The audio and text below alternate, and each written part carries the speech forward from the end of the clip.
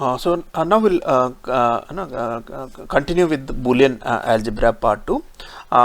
This is you need to pay a little more attention out here because this is extremely important for the next series of lectures on K-maps and things like that. So unless you understand what is being told here about Minterms and Maxterms, it will become difficult in the next few lectures. Okay, so pay attention to it, and in case there is any doubt whatsoever, feel free to interrupt me then and there. Okay. So now if you suppose I take an sample function which is a majority detector. Okay, now what is majority detector? Like suppose it's an 3 input, there are 3 inputs x, y and z, right? And in case if the number of ones in the combination of 3 is more than 1, that means majority. Like if 3 means majority will be 2, right?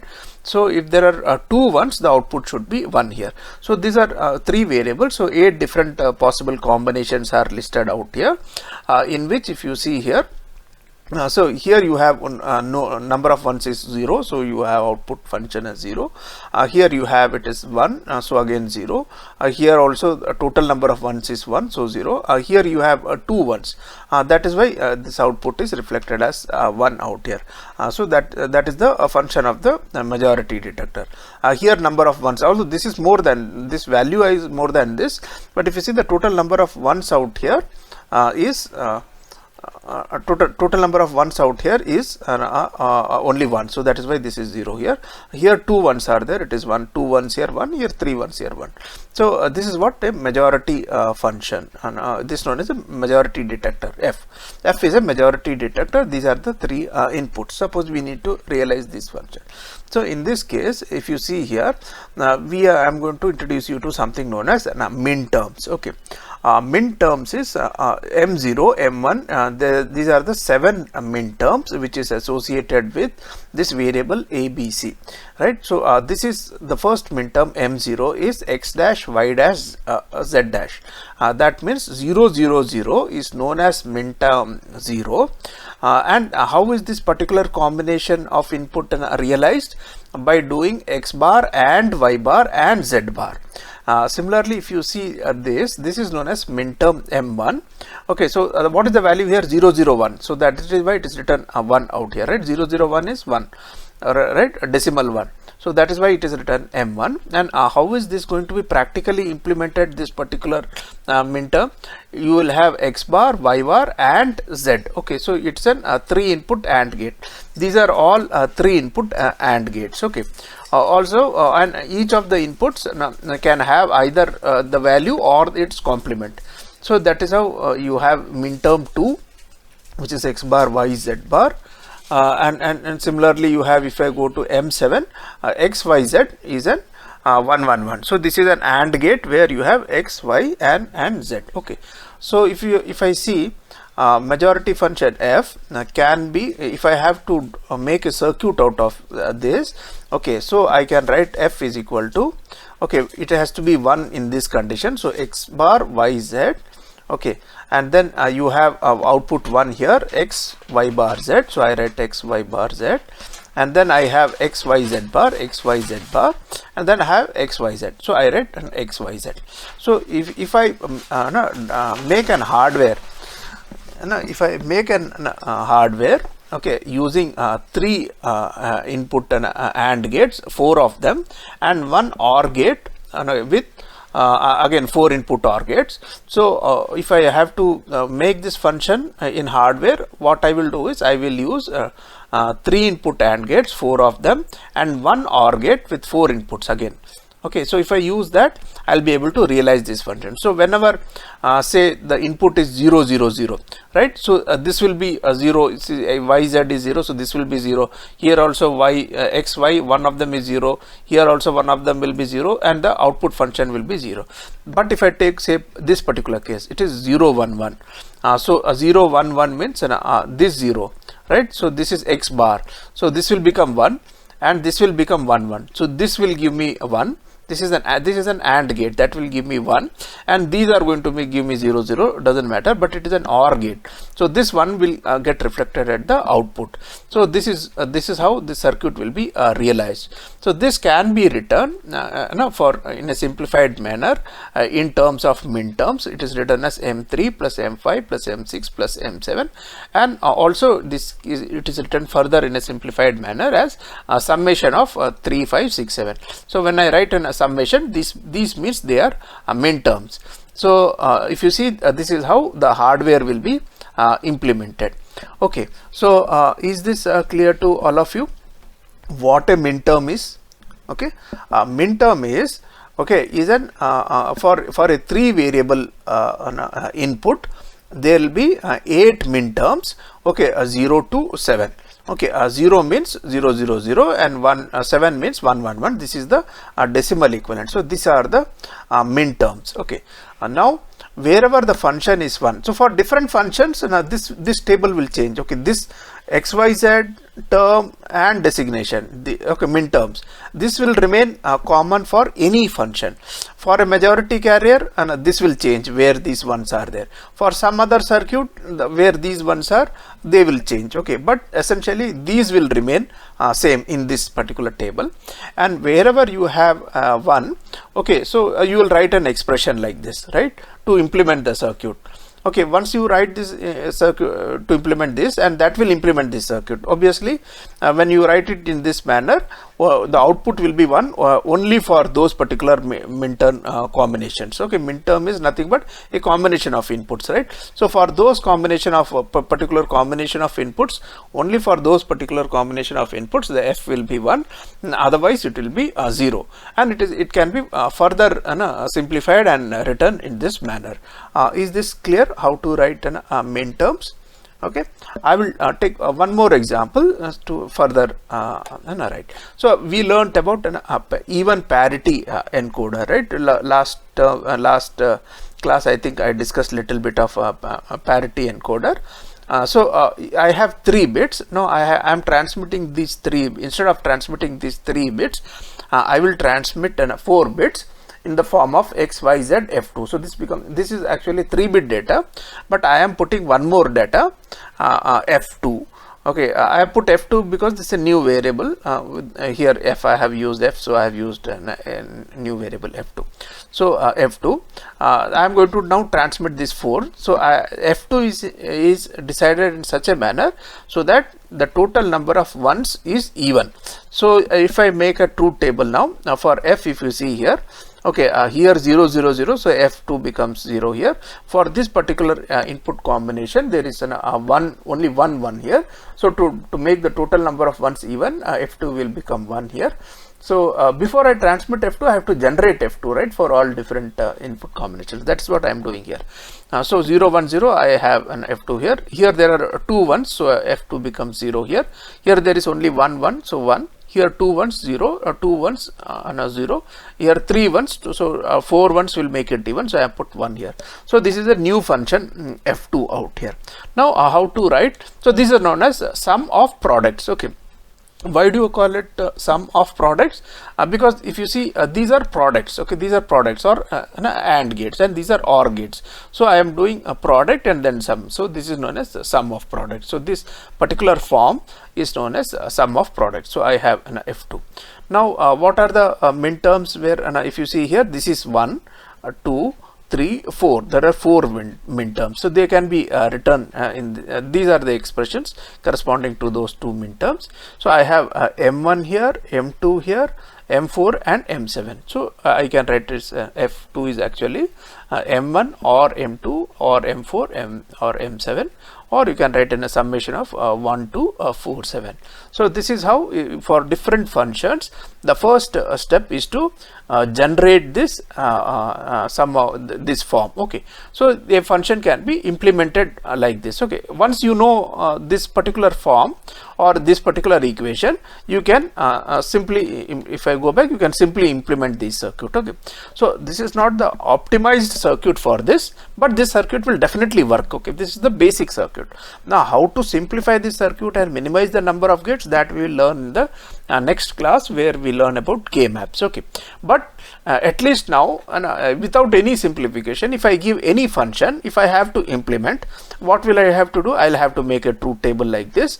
Okay, pick up what are the minterms for which the output will be 1, and write a summation, and then do this particular circuit. Okay, so here also, so I have picked up the minterms for which the output have to be 1.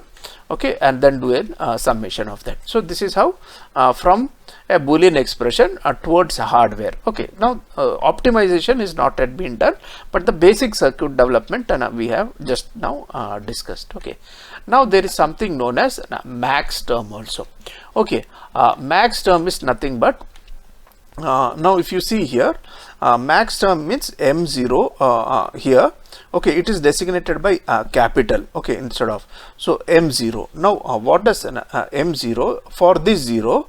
Okay, M0 denotes x plus y plus z. Okay, it is 0 0 0 out here. Okay, now if I take the complement of this, okay, if I take the complement of this by De Morgan's theorem, it will be x plus y plus z. Okay, so that is Maxterm. Okay, so Maxterm is not just a bar or b bar, x bar or y bar, z bar. It is an x or y or z. So you see here, this is complement of this. So M0, small m0, which is minterm, and capital M0 are complement of each other. So these are known as Maxterms. So have you understood what is the difference between minterm and Maxterm? Okay, parity encoder, you have a doubt? Oh, sorry, I missed out that message. Okay, a parity encoder is, see, when we send some transmitted data from place A to place B, right? Suppose I have to send 3 bits. Okay, so while transmission, some data might get corrupted, right? So for the receiver to know that, okay, whether it has received the correct data or not, what I can do is I can insert one more bit. Okay, instead of transmitting 3 bits, I will transmit 4 bits. Okay, and what will be that 4th bit? 4th bit will ensure that the total number of bits out here, total number of ones out here is even. So, so in this case, if I have to transmit 0 0 0, instead of transmitting 0 0 0, I will transmit 0 0 0 4 zeros. Similarly, if I have to transmit 0 0 1, I will be transmitting 0 0 1 and then one more 1 here. Okay, that will be 4-bit data which I will be transmitting. Suppose I have to transmit 1 1 1 for, but I will be instead of that 3-bit, I will be transmitting 1 1 1 1. Okay, so at the receiving end, once it receives that 4-bit data, first it will check, the receiver will check if the total number of ones is even or odd. If it is odd, then it will know that there is some error which has been, what has been transmitted has got corrupted in between, some noise has flipped one data. So it will ask the transmitter to resend that data. Okay, so that is known as parity encoder, even parity encoder. Okay, okay, okay. So now what is max? So generally if there is only one error, so the parity error will be able to, the receiver will be able to. If there are 2 errors, then it cannot detect. Okay, so but generally the possibility of 2 errors is very less. Then only if only one error comes in, then it can it will be able to detect, and then it will tell the transmitter to retransmit the data. Okay, now coming to Maxterms. Now so Maxterm is like for 0 0 0. Okay, for this input combination, okay, M0 corresponds to x plus y plus z. Okay, this is Maxterm is nothing but a complement of the minterm. Okay, so if you see this is complement of this. Okay, by using De Morgan's theorem. So these are the this is the majority detector.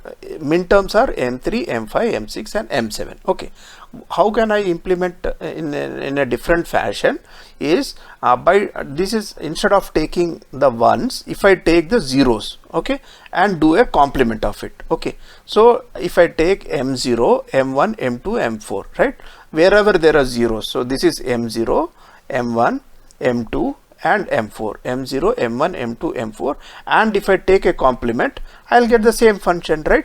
Initially what I did for minterm, for minterms I took for implementing this circuit, for implement this circuit, what did I take? Wherever there was 1, I took those terms, right? Wherever there was 1.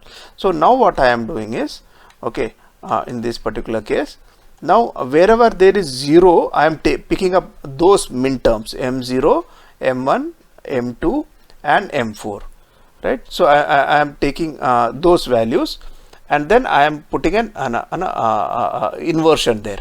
Okay, so now if I do invert, again I can use the De Morgan's theorem. It becomes an m-0, m-1, m-2 complements. Now if you,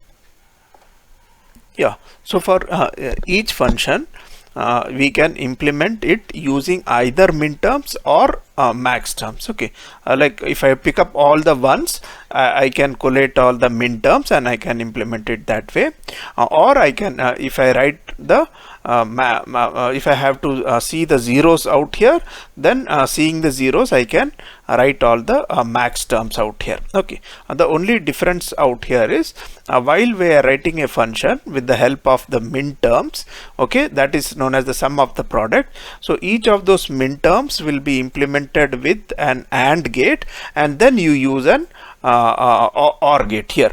So on the topmost, these are the minterms, which M3, M5, M6 and M7 we implement it with AND gates, and then we use OR gate. Whereas for when we are implementing with max terms, M0, M1, M2 and M4 requires to be implemented with OR gate, because what is M0? M0 is an x plus y plus z, right? So M0 requires to be implemented with an OR gate. Similarly, M1, if you see here, it is x, y, z dash. So x, y and z dash. So you have put an inverter out here. So M1 requires to be implemented with an x plus y plus z dash. Okay, that is with an OR gate. So all the max terms out here will be implemented with the help of OR gates, and after that, if you see, it is an AND operation. So this becomes an AND operation. Okay, so if you want to summarize the max terms and min terms, I have a majority carrier F, right? Majority carrier F, which for 3 inputs x, y and z. So if I have to implement it with min terms, I write it as M3, M5, M6 and M7. That means the function is 1 for M3, M5, M6 and M7. So I implemented it this way by M3, M5, M6, M7. They are AND gates, and then you put an OR gate. If I have to implement with max terms, then I have the function where it is 0. That is for M0, M1, M2 and M5. Okay, the function is 1 for minterm 3, 5, 6, 7, whereas the function is that is 1 for function is 1 for 3, 5, 6, 7, and the function is 0 for M0, M1, M2, M5. So that's why I am going to implement max term, this one with max term. Here if you see, the difference is these are OR gates and this is AND gate. Okay, so M0, M1, M2, M3 they have been implemented with OR gates, and then with it. So this satisfies the De Morgan's theorem, right? So if I take one more example, this is the parity encoder. We just saw how we implemented it in min terms. It was M1 plus M2 plus M4 plus M7. That is here, wherever it was 1 here for M1, M2, M4 and M7. So all these min terms will be implemented with AND gate, and then you will have an OR gate.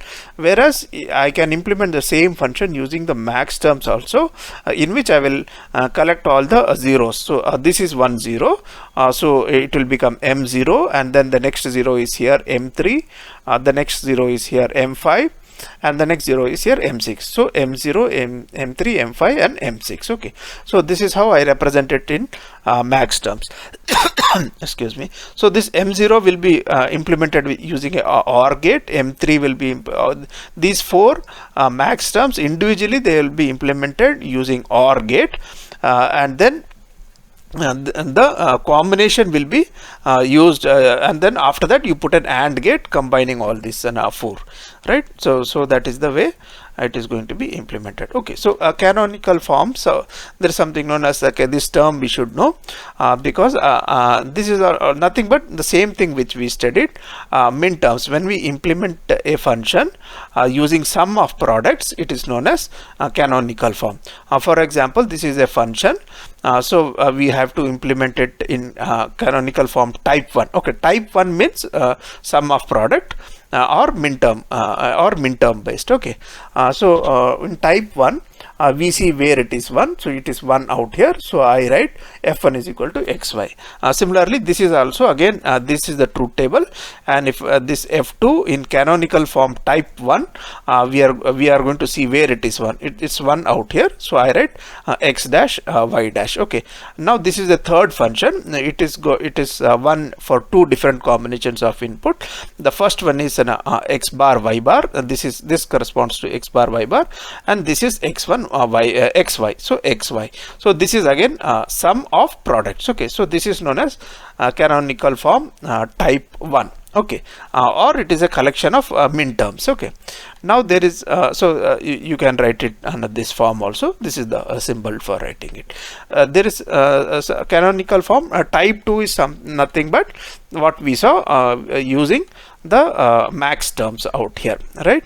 Now if I do that, let me do that. So here I have to see where are the zeros here. Now there is a 0 here, so I have to write the max term corresponding to this 0. So what is the max term? This is x plus y. Okay, remember even when we do the k map subsequently, we have to remember that whenever we are using max term, this is not an x bar plus y bar. It is an x bar into y bar, this particular combination. So but that will for that is true when there is a 1 out here, but we are looking at an inverted output here. So this is x bar into y bar, the whole bar, so it will come as x plus y. So you see f1 how it is written here. It is written as x plus y. Similarly, here it is 0 here, because for canonical form type 2 we have to see where it is 0. So it is 0 out here, so we write the function as here it is, if you see it is 1 and 1, so I write x bar plus y bar. So 1 now if it is 1, you write a bar here. Now similarly for a function which has got 2 zeros out here, so this is 0 0, so this becomes x plus y, and this is 1 1, so it becomes x bar plus y bar, and then you put an and operator in between. So whereas in canonical, if I have to write the same thing in canonical in the previous case, if you see here, if I go back here, if you see, this is written as xy plus x bar y bar, right? So here in this case it is written as, okay, this is correspond to x plus y, this 1 1 is corresponding to x bar plus y bar, and you have an and operator in between, right? So these are the 2 types of forms which you need to know. Okay, now let's take some examples and on minterms. The first example is we got to express this in terms of minterms. Okay, so in this you have all the 3 variables. So it is an 0 1 0. So it corresponds to m2, right? But what about this? The other 2 variables are not given here. So if the other 2 variables are not given here, you need to insert those 2 variables. So how do we do that? So I can write y into x plus x bar. X plus x bar is nothing but 1. Z plus z bar is nothing equal to 1, and then you multiply it, you get y, right? So this is not going to make any difference by inserting these 2. But however, by inserting these 2 and opening the brackets and multiplying, you get x y z. X, y and z bar, and you get x, y and z again once again, and x, y, x bar and z bar.